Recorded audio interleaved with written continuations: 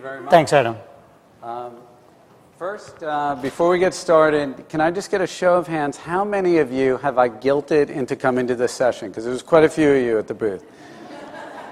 Okay, only one person willing to admit it, but I think it's a much greater population than that.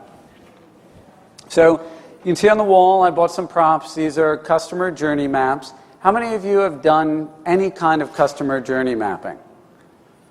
Okay, great. Anybody want to come up here and co-present with me? There's so many different ways to do it. I'm going to talk about our way, hopefully give you some tips and tools on how to do it.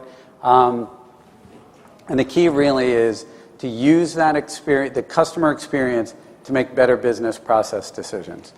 So you've already heard my very exciting bio. I think the best way to describe me is I'm a process geek. I like to say that the community of process people has grown. I love coming to PEX. I used to come to other conferences when I started doing this in the Michael Hammer days, and I was the weirdo at the conference, and now I get to go to these, and it's all a big group of weirdos. We'll start with some foundational stuff, and it's all great PEX research, right? So when you look at customer satisfaction, we're process people, we know it's important.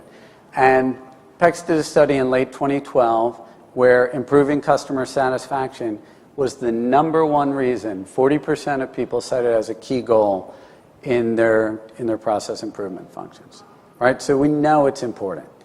However, it's not that easy to get at. So in another study they did around the same time, 71%, so more than 7 out of 10 people said, essentially, yes, I want to use voice of the customer information for organizational decision making, but it's either ad hoc or non-existent. So that puts you in a tricky place, right?